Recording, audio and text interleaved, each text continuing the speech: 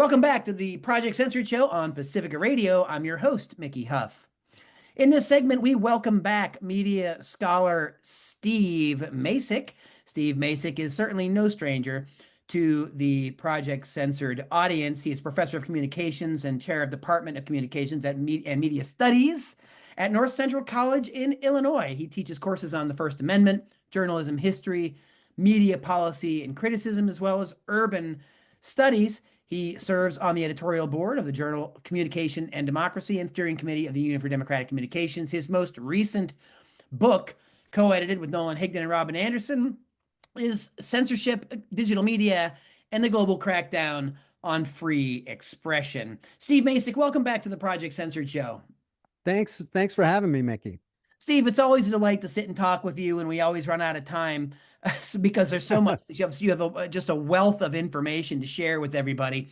You recently wrote a piece, Foreign Spending to Influence U.S. Elections Goes Well Beyond Russian Covert Operations, but are the corporate media paying attention? And that's a great question because the corporate media really seem to pay an awful lot of attention to Russia, Russia, Russia, and what's Russia doing and what's Trump doing with Putin next. And there certainly is something to look at as far as some Russian meddling. But as we've covered for years at Project Censored, that story has been overblown. In fact, it's almost a fake news story of its own cottage industry at MSNBC at this juncture, because the stories are often exaggerated. It's not that there isn't meddling, it's just that it's acting as if it's the be-all, end-all, that's the frame, and they're the only country doing it, plus China and Iran.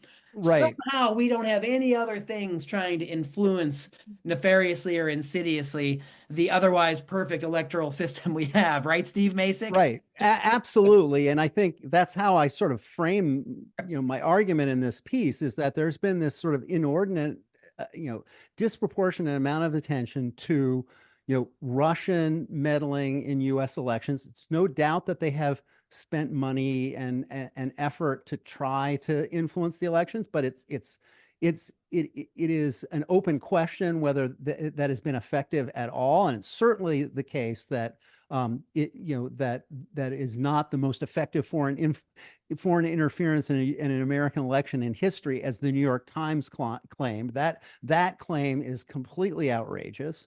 And the fact of the matter is that this narrow focus on say Russian meddling in elections, or in the right-wing media there's a sort of narrow focus on maybe undocumented immigrants voting in elections. Is certainly the research on that has demonstrated that maybe like 100 undocumented immigrants voted in the past 1 billion votes cast in the United States. This is the Heritage Foundation research that found that was like only like a handful.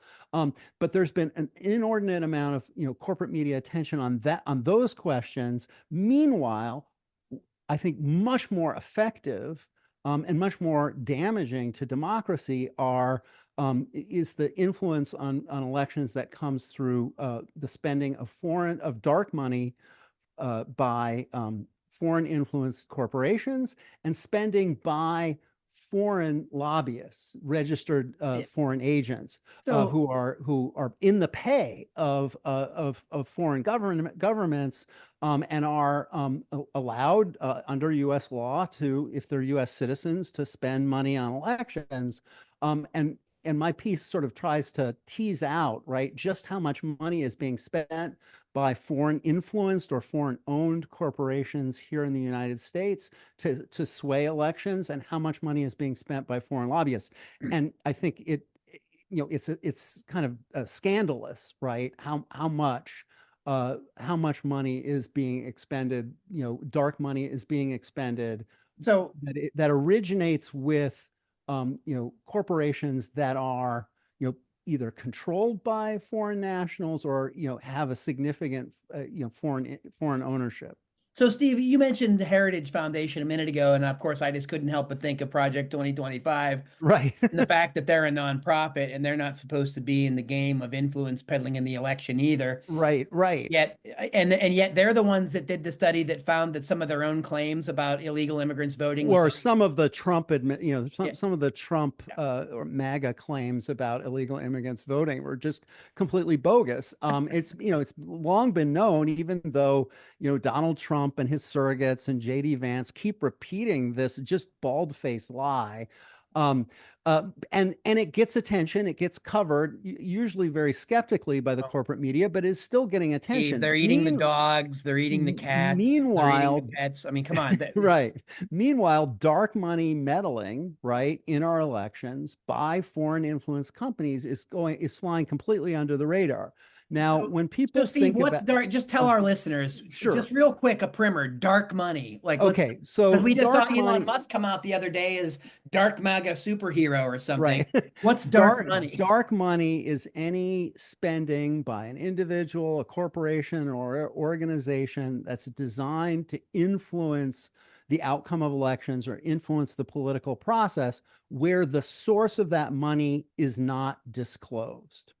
And a pair of Supreme Court cases back in 2010, Citizens United versus FEC and Speech Now org versus FEC, the Supreme Court held that any kind of legal restriction on independent political expenditures by corporations or unions or nonprofits violates the First Amendment, and that those organizations may raise and spend unlimited amounts of money on elections as long as they don't coordinate their spending with candidates, parties, and campaigns. Now, if the spending is by what is called a super PAC, right, a political action committee, the names of the donors do have to be disclosed. And a lot of the independent political spending in elections is done by super PACs.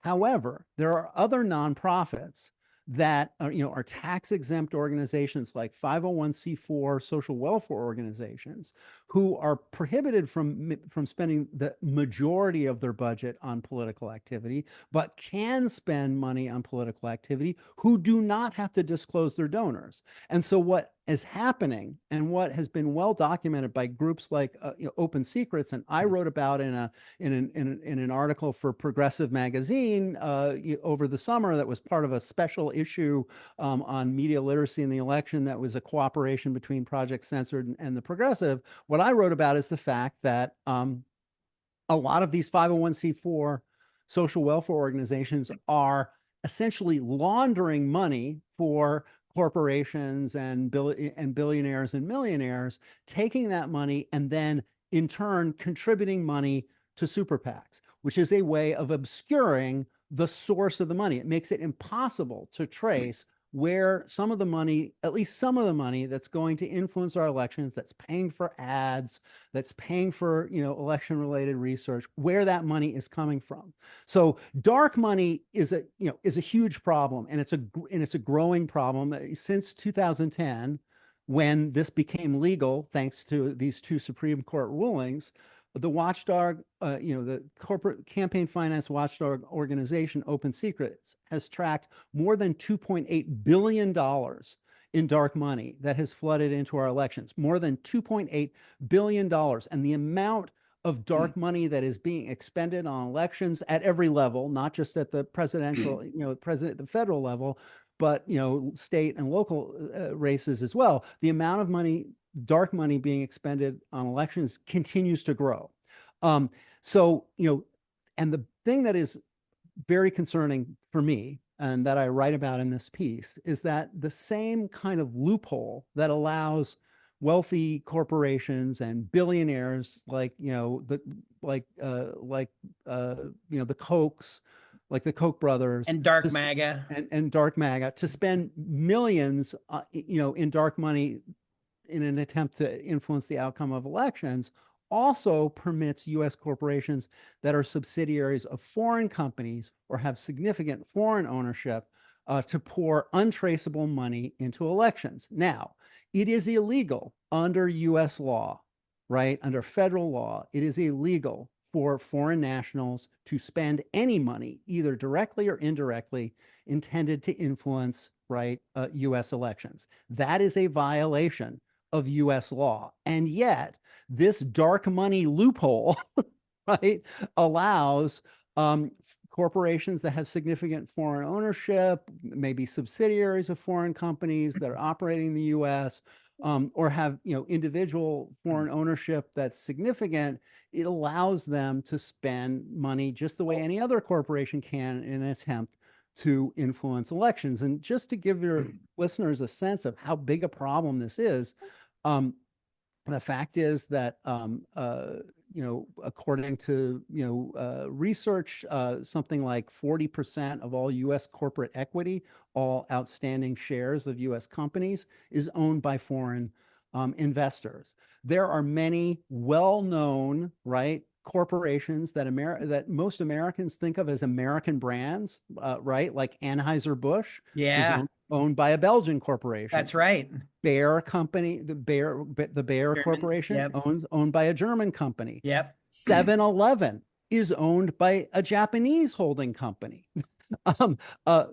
GE Appliances is now a subsidiary of a Chinese company. So there are lots and lots of foreign companies that hold or control what we think of as American brands, right, Yeah. and operate in the U.S., who in turn are able to give money to influence the outcome of elections. But hey, Steve, isn't that the reason why the Congress banned TikTok is that they were foreign owned from Yes, well, ByteDance in China? exactly. Well, that I'm was the confused, that Steve.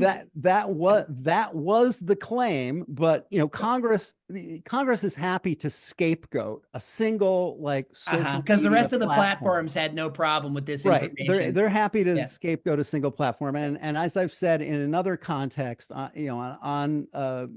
another show, um, if Congress was really serious about addressing the risks to citizens posed by TikTok, they would pass some sort of data privacy law that would apply to all the social media platforms, All, yes. As George every Carlin single once one. said, as George Carlin once said, let's not have a double standard here. One Right. standard Like, will do just so, fine. TikTok shouldn't be able to harvest our private data. Neither should YouTube. Neither Or should Meta or X any or of it. The Fang, Twitter or no. Meta. Exactly. They should all be prevented. We should be able to control what is done with our private data. We should have a right to delete that data if we so choose. We should be able to know exactly what has been collected about us. And so this lame, law that was passed by Congress that is essentially, going to shut down TikTok unless ByteDance, the Chinese parent company, spins it off as an Divests. independent Yeah. company, is not, it's not going to solve any of the problems that Yeah. they claim it's going to solve. No, but let's not forget too, and I have to say, I mean, I know I've said this on several shows, but I have to say it anytime I get the opportunity. This summer, Mitt Romney said the quiet part out loud at the McCain Institute Forum or whatever it is, in conversation. He said, "Well, look, we all know the reason that we're having to shut down TikTok is because the kids are on it and they're learning about Gaza. We got to Right. shut down Right. they're getting too much information about what's going on." Hillary Clinton and John Kerry just said Yeah. recently that they're losing control of the narrative. They're going to have Right. to shut down independent alternative sites. They just cranked up the attack on nonprofit 501(c)(3)s. Now the head of the Ways and Means Committee is writing the IRS saying they don't need to pass a new law, which they tried to do last spring and they failed because they already have laws on the books from 9/11, the Right. anti-terror laws that allow them to target and go after people. And guess who they're targeting? Guess who they're going after? Right. They're Yeah. going after specific ideological No, sites where they disagree. absolutely. They're trying to silence specific Yeah. ideological perspectives. There's no question. And I agree with you that the real reason they're going after TikTok is because they're unable to control the sort of Yeah. viral political information that's being spread there. So, This is the same reason why authoritarian governments around the world yeah. are shutting down Telegram, Yeah. are banning France. services like Yep. Telegram, Signal, Yep. and so forth, and WhatsApp, because they cannot control the kind of communication that's taking place, right? And Russia's in Telegram, on it, banning Meta, and Facebook. Yeah. Russia's in on, Telegram has been banned in China since 2015, Well, they just right? went after that guy in France. Right, and they just went after the founder, right, of Telegram in France under this new EU cyber crime law. Now, it's Yeah. not clear that those charges will stick. Right. He's It's been a shot indicted, across the bow. but it's still alarming. And the fact is, they're doing it because they don't like the fact that independent media information and ideas are spreading independently and outside of their control. Yeah. And so look, but we digress. We definitely digress. We're now talking about how they're trying to crack down and control certain things, but they open up wide these dark money paths to Yes. allow a different kind of control. Right, So right. And so, I'll just go back to what I was saying these loopholes that were created by the Supreme Court ruling in, Citizens United and Free Speech Now, those two rulings, have created these loopholes that allow foreign influence companies, foreign companies that are subsidiaries of foreign companies to spend money to sway the outcome of elections, and they're representing the fiduciary interests of these foreign shareholders. They're not interested in upholding the national interest or the interest of the American people. So let me give you an example, which I cite in the piece. The oil and gas giants BP and Shell are both wholly owned subsidiaries of foreign corporations, right? They're both, foreign companies that have U.S. subsidiaries.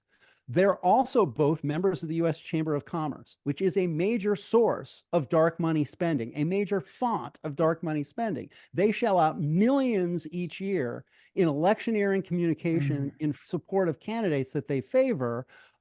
And the chamber refuses to disclose its members or how much they each contribute to the funding of the organization's vast, because they're also one of the top lobbyists in Washington, their vast lobbying and political influence operations. They refuse to disclose the members. Now, some of the members self-disclose, but they refuse to disclose the members or how much they're contributing to the organization. As a result, there's absolutely no way of knowing how much of the dark money that the U.S. Chamber of Commerce is spending originates with foreign-owned or foreign-connected companies like Shell and BP. That should concern all of us. oh, go ahead. What I'll say is that, this is an issue that has been largely ignored by the corporate media. There have been a few exceptional cases, and I mentioned in the article the fact that a couple of years ago, the Federal Election Commission, which is completely broken, by the way, and we could come back to talking about the FEC and what's wrong with it in a second. The FEC fined Canadian billionaire Barry Zeckelman's businesses nearly $1 million because his businesses in the U.S. had made 1.75 million in illegal campaign contributions to the America First Action, pro-Trump super PAC in 2018, and the fine was so unusual because the FEC rarely enforces election law, rarely enforces campaign finance law. And it was such a large fine that it actually received some coverage in Newsweek and New York Times. But my guess is that none of your listeners ever heard about it because, they covered it when it happened and then it just disappeared, right? The story just disappeared. Sadly, the FEC's fines against Zeckelman received more coverage in Canada than it did here in the United States, where he violated the election laws, right? Yeah. The country whose election laws he violated. That's, I think, very telling, right? And there's a lot of questions about why is this? Is it that reporters, these corporate news organizations just don't care that there's all this apparent corruption and rampant violations of U.S. election laws taking place? That could be part of it. I think a lot of it has to do with the fact that, thanks to budget cuts and layoffs and so on. The even corporate newsrooms are reduced to skeleton staffs. They don't have as many investigative reporters as they used to. They don't have as many reporters assigned to particular beats, like say, campaign finance But or Steve, where elections. is the dark money beat? It's in the dark. Yeah, so the dark money beat is in the dark. It has been cut, and so in some ways, it's a casualty of the downsizing, Yeah. right, of The corporate crisis of news journalism. Yeah. and of journalism, because there's just nobody left to cover it, and it requires a certain degree of special skills, or at least attention to these filings with the FEC, right? To paying attention to the paper trail to be able to cover this story effectively. You've got to be privy to it. You've got to have a Right, background in it. You've right. got to You've be got to have a looking for it, background. or you've got to know where to look for Right, it if it's not right. obvious. Yeah, And, exactly.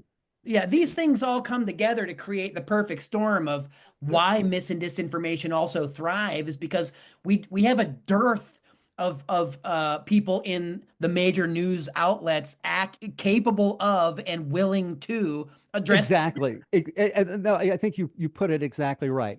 We have a shortage of people capable of covering it and also willing to cover it, because there might be some people who are capable and are not willing. So as a result, when it comes to like coverage of dark money in general, there's a few reporters whose names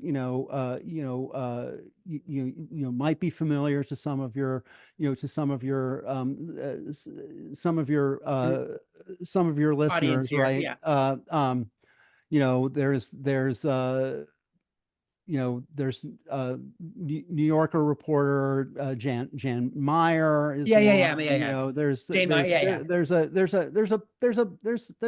a few She wrote uh, the book on dark he money. wrote Yeah. the book on dark money, and there's a few reporters who like routinely cover it, but otherwise we have to rely on a few very underfunded watchdog organizations, right? Yeah.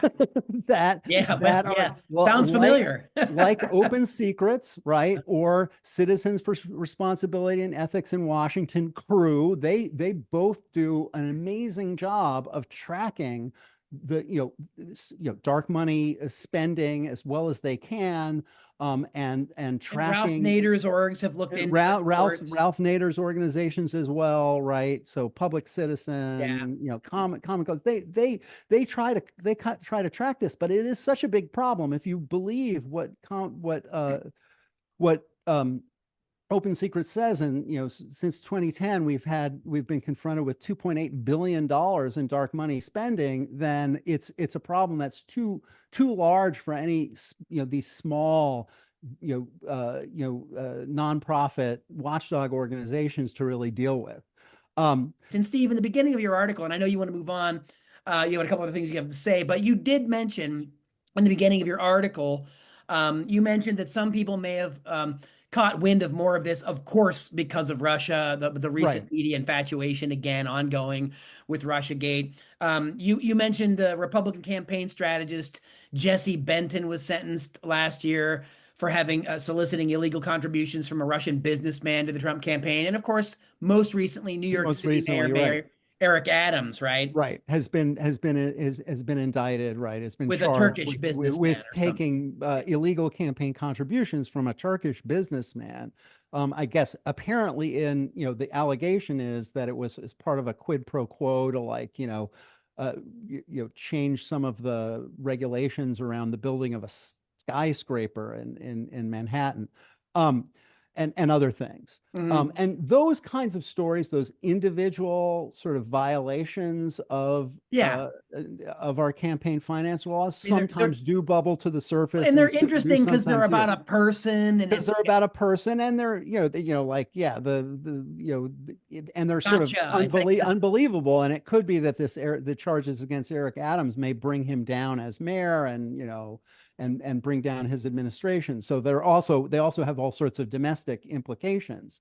yeah, So it's not as though there aren't the occasional story. There aren't occasional stories that are covered by the corporate media, but the more systematic kind of influence, the spending of dark money by foreign influenced and foreign owned corporations, mostly is just ignored, right? It is mostly ignored, and it is much more significant, and it's ongoing. Another, and I wanted to kind of move on to another kind of channel of foreign influence on our elections that doesn't get the attention from the corporate media that it really deserves, and that is campaign contributions made by foreign lobbyists. So Yes, there this is, is where we wanted to go. yes. So there is this law called the Foreign Agents Registration Act that Mara. requires that any individuals or organizations engaged in lobbying or advocacy for foreign interests in the U.S. have to register with the Department of Justice, have to report their activities. If they're circulating pieces of propaganda, they have to give copies of that propaganda to the Department of Justice, and they have to disclose any pay they receive. So it imposes real transparency requirements on these registered foreign agents. And according to Open Secrets, during the 2020 election cycle, registered foreign agents, right, individuals or entities engaged in lobbying for foreign interests, spent 8.5 million in political contributions, and another 25 million in 2020 political contributions came from lobbyists representing foreign clients, including U.S. subsidiaries owned or controlled by foreign parent companies. So that's a significant amount of money, right? That's more than 30, it's more than $30 million, right, was spent in 2020. And the Quincy Institute for Responsible Statecraft released a more recent study that found that in 2022 and 2023, FARA, or registrants, registered foreign agents, reported spending 14.3 million in political contributions. And why this should be concerning to us is that among the top five, foreign countries, with that were most active, right, under FARA, were Saudi Arabia and the UAE. What? Both, Yeah, but also Ukraine. But that doesn't. That right, seems fine. right. But I mean, they're spending outrageous sums of money, right, Yeah. in order to try to influence through their lobbyists in order to influence our elections. And that the example that I talk about in a lot of detail has to do with Saudi Arabia, and this is a, I think, scandal. I'd Yeah. like to see more research and more reporting on this, but um, Norm Coleman, who is a Mhm. former Republican senator for Minnesota, I think he was only senator for a single term, maybe Yeah. it was for 2 terms, um, is a registered foreign agent representing the interests of the Kingdom of Saudi Arabia. And Responsible Statecraft in Mhm. 2020 reported that Coleman and his colleagues at the law firm of Hogan Lovells have a $175,000 per month lobbying contract with Saudi Arabia. Okay, what's the objection to that? Well, the problem is that Coleman is also the founder and chairman of one of the biggest super PACs in Republican super PACs in Washington, the Congressional Leadership Fund, which is a super PAC that raised and spent $165 million to elect Republicans to the House of Representatives in 2019 and 2020. He also runs a dark money group called the American Action Network, which is a 501c3 social welfare organization that can devote, up to 49% of its spending on electioneering and is not required to disclose its donors. So he is somebody who has his hand on the spigots of a lot of dark money, and he is a registered lobbyist, right, for Saudi Arabia. Well, you would think this would be a story that the corporate media, that the establishment press would be all over, right? This is a smoking gun. And in fact, the New York Times, Washington Post, Wall Street Journal have run, maybe a dozen articles on Saudi lobbying that mention him in passing. Like, there's never an article that really talks about him at any great length. His name, was mentioned as as Hogan Lovel's point person for Saudi work in like a New York Yeah, Times like really article. obscured. You know, it was mentioned that he used his Hill contracts on behalf of the Saudis in a 2021 Washington Post article. The most substantial treatment of his role was a 2018 Washington Post article on the Saudis' Washington influence He's an image machine. launderer. Right, and that said it mentioned that he founded a super PAC, but it didn't mention the super PAC by name or mention how much money the super PAC has control over. It's And so it's really unbelievable because then the same corporate media have also reported about the Congressional Leadership Fund as an Mhm. important super PAC and mentioned how much money has been raised, but they never connect the dots. There's been no effort at all to connect Coleman's vigorous fundraising for the Well, Congressional Leadership Fund and for his dark money group with his advocacy work for the Saudis. They've let's never just call it, connected it's it. a dictatorial theocratic regime. Let's just call it. Right. And they go, It is. they had cozy relations with the Bushes. They were sus on 9/11. Oh yeah, They yeah. No. managed to skirt all kinds of that. They're working with Kushner. They gave them a couple billion Oh dollars. yeah. Oh yeah. No, absolutely. And yet it just seems like the story of, okay, Norm Coleman is a shill for Saudi Arabia, and Norm Coleman also heads one of the most influential super Nothing PACs to in the see here, country. Steve. Move along. They just never able to connect the two, and Well, it's just mind-boggling because it's right there. well, If they just Steve, went back and looked, these aren't the droids the corporate media is looking for. right? And so this begs the question, man. And I know that there's, you'll conclude on a couple things here, but there's other, obviously a lot of other things in the news, but what strikes me as interesting is one of the biggest lobbies in Washington is APAC. Right. And That's a really good point. we don't really ever hear about much of what goes on with And they that. have spent a ton of money this past And, election and cycle. look, let's not forget, they were founded by a lobbyist for the Israeli They government. they were founded by an Israeli lobbyist, and there have been inquiries. There have been inquiries over the years into whether or not their tax status should change, right? And whether Well, they the should, question isn't about that. It's the influence. The right, influence is whether, absurd. but whether they should be, so there's some evidence that the Israeli government is worried about all of the pro-Israeli groups in the United States being designated as foreign, right, agent under FARA as registered foreign agents. And The Guardian came out with a story in August, I think it was, about some hacked emails from the Israeli government where legal counsel for some legal counsel for some of the groups that were involved in pro-Israeli lobbying in the U.S. was like fretting about whether or not the Department of Justice and the IRS would require some of these groups to register as foreign agents, because if they do, then the Department of Justice gets all of this information about about their activities, has to get copies of any propaganda they're circulating. They have to register all the people who are working for them. Well, the Um, propaganda that they're circulating is coming out of the mouths of political candidates. right, it is, but like you would then be able to tell, oh, these talking points are coming directly from the Israeli government, right, that are being passed along to them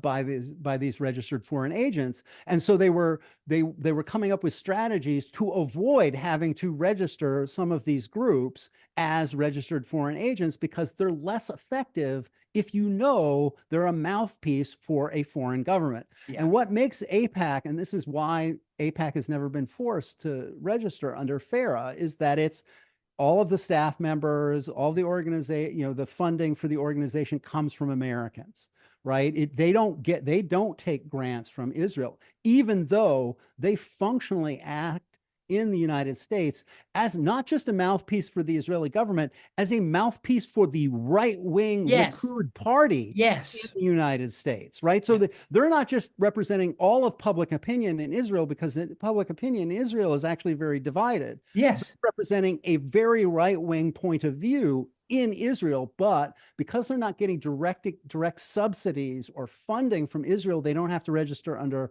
the Foreign Agents Registration Act. Right, but we can invite Netanyahu and Zelensky to come Oh, and speak to our Congress, and that yes, doesn't influence absolutely, anything. Yeah. absolutely, absolutely. Yeah, it's just remarkable. Steve Macek, we've got a minute left here, Oh, and okay. it's time for the fun roundup. You've given us a lot to think about. How do you want to wrap things up here for us? You say that the established media have not really to date reported on legislative initiatives to limit foreign influence on elections.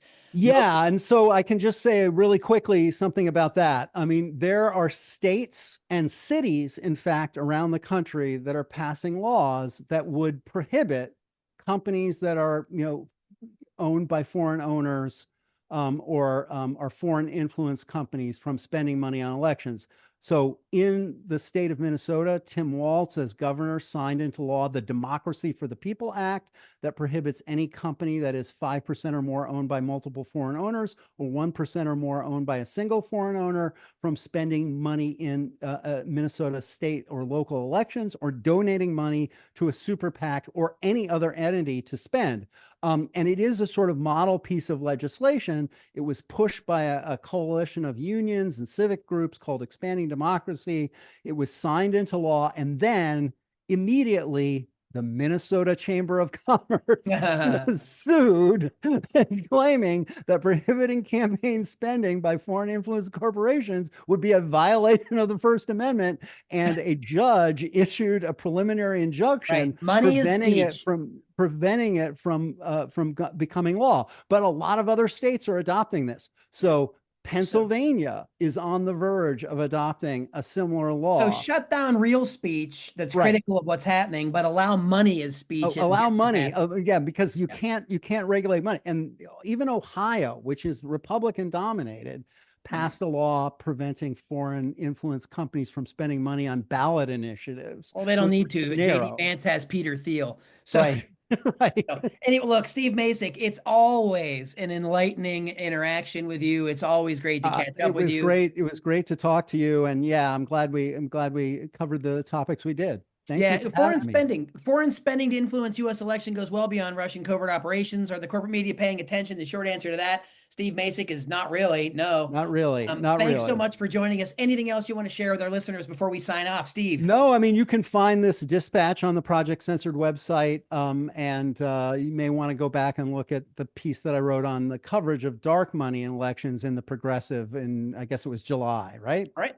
All right. Thank you. Steve Macek, that wraps up another Project Censored show. Thanks so much for joining us today, and we'll see you all next time. Thank you.